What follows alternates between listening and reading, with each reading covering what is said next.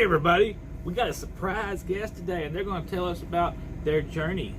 You say they're like it's more than one. It might be. They're his. 13 voices. They all hate each other. All right, Daniel, how has your experiences been thus far in your new endeavor? And if you want to tell us about your endeavor, heck, go ahead. Little dog, keep you company there. This is my co-star. Co-star. Well, as everyone knows, I am working for HRUL, which is a tanker company now. They're based out of Pennsylvania, and I'm out of Lakeland, Florida, working for them. It's a good company so far. No complaints. It's one of the very few companies that I've ever worked for. You are not micromanaged at all. They send you your dispatch, and if they need something, they'll call you. But other than that, you're on your own. They feel that you're a big boy and you can handle your business. You are an adult. At this point of the game, you should know what to do. That's good. So it's really good. What does Daniel have? A tank full of sugar? That's what I was going to ask him. What are you hauling in that tank, Daniel? I'm a sugar slinger now. I sling sugar. That's sweet. What? And you getting by the house very often? I am getting by the house.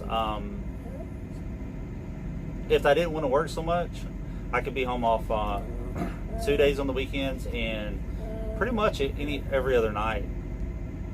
That's pretty spectacular. So that's not too bad. Yeah. Not killing yourself too. The money's pretty good. I know everybody wants to go over numbers and stuff Right. like that. It's for some reason it's like that's the thing to talk about. You can gross more than 1,200 or net more than 1,200 a week here easily. Yeah, And being home. we've talked about that, and you're actually doing better than a lot of lease drivers. Yeah. Which is kind of spectacular, considering that you're at home with Mama, and I think that's an excellent thing. It is. It's a lot less stress. The money's there, and it also gives you time to enjoy stuff like, owning your own business. A lot of people don't realize, especially in the trucking game, you're married to that truck first, and then you're married to your wife or your spouse, your significant other. So you got to stay out to make the money. If you're not married to that truck first, you're not going to win in the game. No, you're not. You hear so many people talk about family first and everything, but if you want to be successful and keep your family fed, you got to be married to the truck. You got to be married to the truck. Or sometimes you got to make a break with the truck. But you wasn't in any kind of financial. I mean, we went over your financials, and you was doing fine. You was making decent money. It was just you had a plan. If this happened, this would happen. Sort of like YouTube, right? Right. If this happens, and that's the response that you're going to get. And things fell into a certain pattern.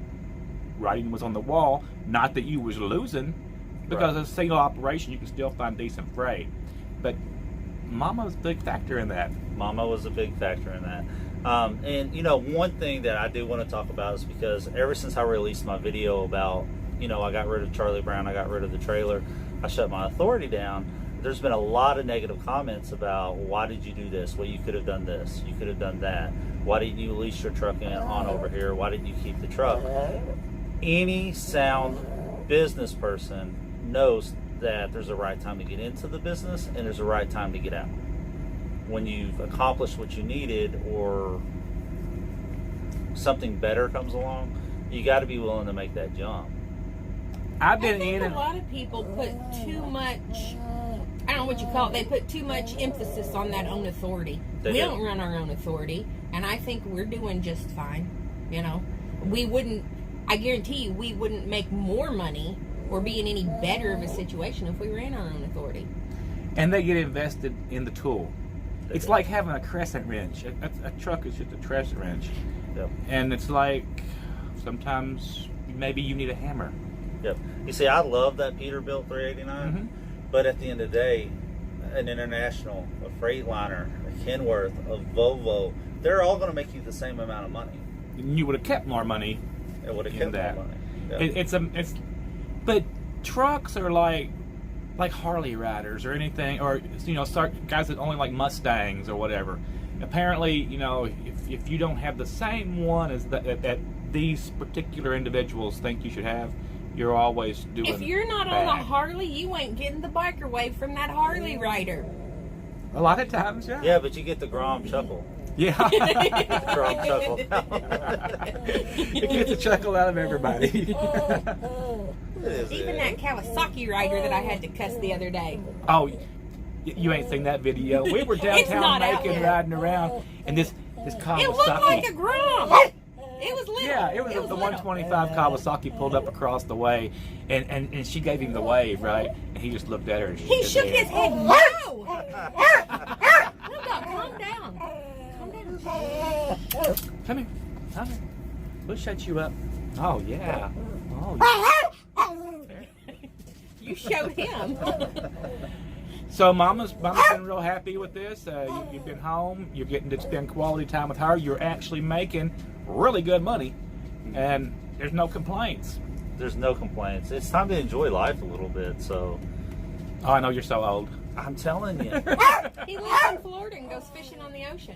He did in a pontoon We boat. took the pontoon boat. You should have seen the people looking at us. They were like, And I hear he's going to be riding motorcycles too. I hear. the plan is to do a moto vlog. I'm starting my restore channel, which that's in the works.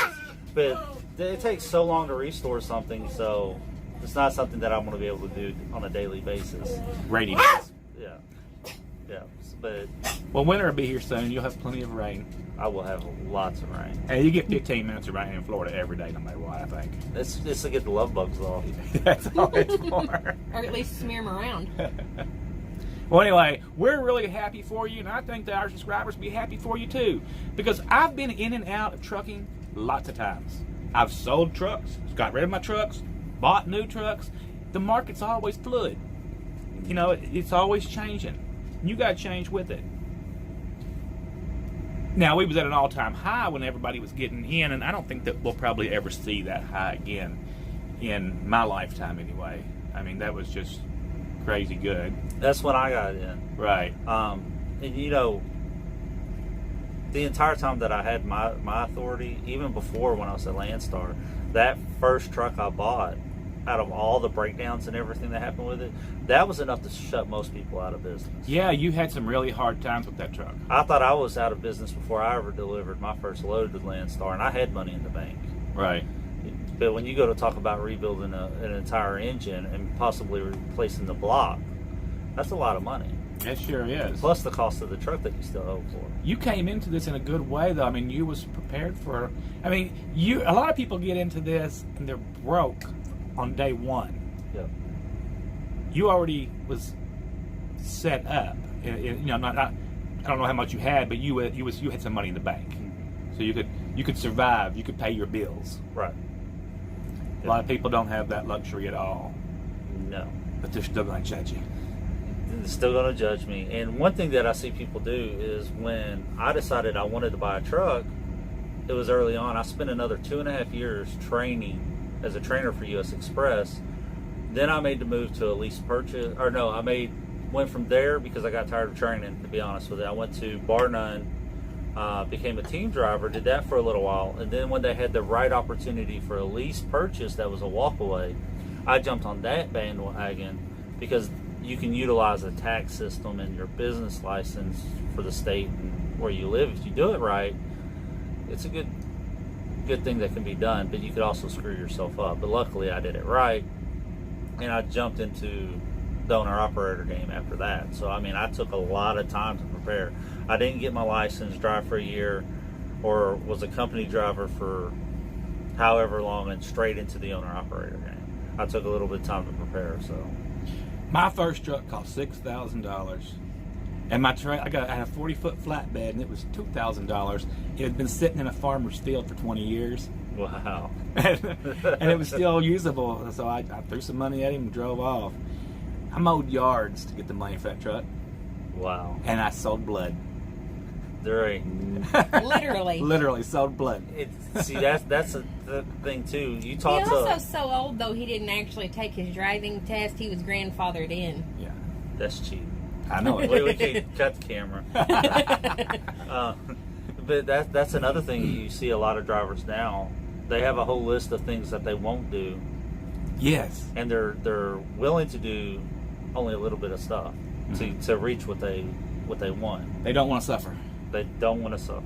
That truck didn't have no air conditioner or power steering. I thought it was the first year it was going to kill me. It almost did kill me. in Atlanta, it was so hot. But after that first year, I got rid of that truck and got me an air conditioner. Yeah, that was wonderful. And candles in the winter. Oh yeah, I had to run candle. I had a dog keep me warm. Sacrifice. Got to do what you got to do. I think sacrifice is good for you. I think it builds character. Yeah, Or gets frostbite or something. If nothing else, you end up with some good stories out of it. That's right. I got all kinds of good stories. If you take yourself out of your normal situation, the normal habitat that you're comfortable, and put yourself into a situation like that, people will be amazed at what they're capable of. And a lot of people don't give themselves credit to. Because if you talk to a lot of people about being an owner-operator in the trucking game or anything, the first thing out of their mouth is, I don't want that headache. Right, yeah. I don't want that responsibility. I don't want to pay those taxes. You pay them anyway. That's the biggest one. A lot of people just about people that complain about the taxes. Yeah. Somebody, I was talking to one guy, or I was listening to a guy on a live feed. He was like $200,000, and he had to pay X amount in taxes, and he was complaining about it. I guess he think he would have been happier making $50,000 and still paying the same percentage. Just a lower, but he ended up with a lot more money off of that $200,000. Right. And people talk about on overtime. Well, I'm not going to work the overtime because they take all the money. Most people don't pay taxes anyway. No. If you get yourself a good legal accountant, yeah, or a tax lawyer, you'd be surprised what's out there and it's available that the majority of people don't know. Right. They sure don't. Well, thanks so much for talking to us today, Daniel. Absolutely. It's time for me to scoot on down the road. You guys hit that like button, the subscribe button, and check out Princess Prissy Pants' moto vlog. Oh yeah, y'all gotta check her out. I'll leave a link below. Thanks so much, Daniel. We'll talk to you later. Remember, stay stronger by the mile. Later, guys.